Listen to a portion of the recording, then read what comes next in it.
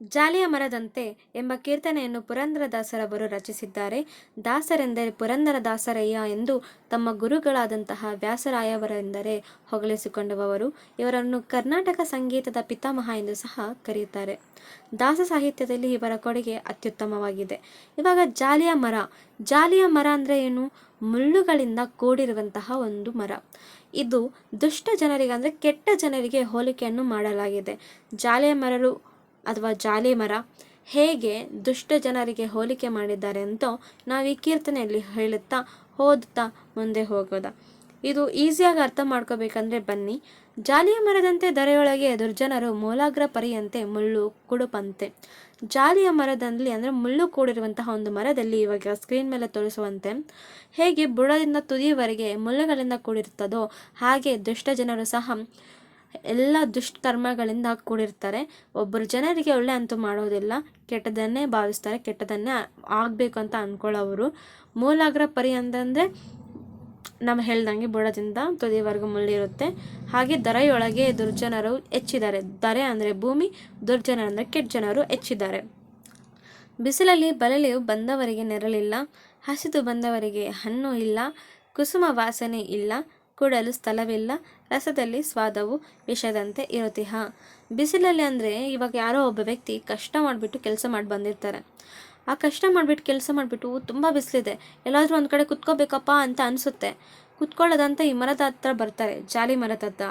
ಅಲ್ಲೇನಾದ್ರು ನೆರಳಿರುತ್ತಾ? Full ಮುಳ್ಳುಗಳಿಂದ ಕೂಡಿರುತ್ತೆ, ನೆರಳಿರುವುದಿಲ್ಲ. ಅದೇನಾದರೂ ಕುತ್ಕೋಬೇಕಂತ ಹೇಳಿದ್ರೂ ಸಹ ಸ್ಥಳ ಇರುವುದಿಲ್ಲ. ಹಸಿವಾಗ್ತಿದೆಯಲ್ಲಪ್ಪ ಅಂತ ಹೇಳ್ಬಿಟ್ಟು ಅಲ್ಲಿ ಹಣ್ಣು ಕಾಣಿಸ್ತಿದೆ, ಆ ಹಣ್ಣು ತಿನ್ಬೋದಾ ಅಂತ ನೋಡಿದ್ರೆ ಅದು ವಿಷ ಸಮಾನ ಇರುತ್ತದೆ. ಅಲ್ಲಿರುವಂಥ ಹೂವು ವಿಷಪೂರ್ತಿ ಅಂದರೆ ವಾಸನೆ ಕೊಡ್ತಾ ಇರುವುದಿಲ್ಲ, ಹಣ್ಣು ಕೊಡ್ತಾ ತಿನ್ನೋಕ್ಕಾಗುವುದಿಲ್ಲ. ಹಸಿದು ಬಂದವರಿಗೆ ಊಟ ಕೊಡುವುದಿಲ್ಲ, ನೆರಳಿಗೆ ಬಿಸಿಲಲ್ಲಿ ಬರಲಿ ಬಂದವರಿಗೆ ನೆರಳು ಸಹ ಕೊಡುವುದಿಲ್ಲ. ಸುಗಂಧ ಕೊಡ್ತಾ ಹೂವು ಇಲ್ಲಪ್ಪ, ವಾಸನೆಯಿಂದ ಸಾಯಲೇಬೇಕು, ಆ ಥರ ವಿಷಪೂರಿತವಾಗಿರುತ್ತೆ ಅಂತ ಹೇಳ್ತಿದ್ದಾರೆ. ಊರ ಹಂದಿಗೆ ಷಡ್ರಸನ್ನವ ನಿಕ್ಕಲು ನೂರಾರು ದುರ್ಗಂಧ ಬಿಡಬಲ್ಲದೆ, ಘೋರ ಪಾಪಿಗೆ ತತ್ವಜ್ಞಾನ ಪೇಲಲು ಕ್ರೂರ ಕರ್ಮ ಬಿಟ್ಟು ಸುಜನನಾಗುವನೆ. ಊರ ಹಂದಿಗೆ ಅಂದರೆ ಹಂದಿಗೆ ಷಡ್ರಸ ಅನ್ನ ಇಕ್ಕಿದ್ರೆ, ಷಡ್ರಸ ಅಂದರೆ ಏನು? ಹುಳಿ, ಉಪ್ಪು, ಖಾರ, ಸಿಹಿ ಇವೆಲ್ಲವುಗಳ 6 ರಕವಾದ ಊಟಗಳಿಂದ ಕೂಡಿರುವಂತಹ ಒಂದು ಪರಮಾನ್ನ ಅಂತ ಹೇಳ್ಬೋದು. ಇದನ್ನು ಹಂದಿಗೆ ಕೊಟ್ಟರೆ ಅದೇನಾದರೂ ತಿನ್ನುತ್ತಾ? ತನ್ನ ದುರ್ಗಂಧ ಅಂದರೆ ಅದು ಕೆಸರಲ್ಲೇ ಆಟ ಆಡುತ್ತೆ, ಕೆಸರಲ್ಲೇ ತಿನ್ನುತ್ತೆ, ಕೆಸರಲ್ಲೇ ಅದಕ್ಕೆ ಇರೋದಿಷ್ಟ. ಅದನ್ನು ನಾವೆಷ್ಟೇ ಆಗಿ ಇದು ಮಾಡೋದು ನೋಡ್ರೆ ಮುದ್ದು ಮಾಡೋಕ್ಕಿಂತ ಅನ್ನೋಕ್ಕೆ ಒಂಥರ ಟ್ರೀಟ್ ಮಾಡಿದ್ರೆ ಅದೇನು ತನ್ನ ಸ್ವಭಾವ ಬಿಡುತ್ತಾ, ದುರ್ಗಂಧ ಬಿಡುತ್ತಾ ಅಂತ ಹೇಳ್ತಿದ್ದಾರೆ. ಹಾಗೆ ಗೋರಿ ಪಾಪಿಗಳಿಗೆ ತತ್ವಜ್ಞಾನ, ನಾವು ಒಳ್ಳೆ ಮಾತುಗಳು ಹೇಳೋದ, ತತ್ವಜ್ಞಾನ ಏನಾದರೂ ಹೇಳ್ಕೊಟ್ರೆ ಅವ್ರೇನಾದರೂ ಕೇಳ್ತಾರಾ? ಇಲ್ಲ. ಅವ್ರ ಕ್ರೂರ ಕರ್ಮ, ಅವ್ರ ಕೆಟ್ಟ ಕೆಲಸ ಇವತ್ತು ಬಿಡೋದಿಲ್ಲ, ಅವರು ಸುಜನನಾಗುವುದೂ ಇಲ್ಲ ಅಂತ ಇಲ್ಲಿ ಪುರಂದರದಾಸರು ಹೇಗೆ ದುರ್ಜನರು ವ್ಯವಹರಿಸುತ್ತಾರೆ, ಕೆಟ್ಟ ಕೆಲಸವನ್ನು ಬಿಟ್ಟು ಒಳ್ಳೆಯವನಾಗುವನೇ ಎಂದು ಇಲ್ಲಿ ಕ್ವಶನ್ ಮಾರ್ಕ್ ಕೇಳ್ತಿದ್ದಾರೆ.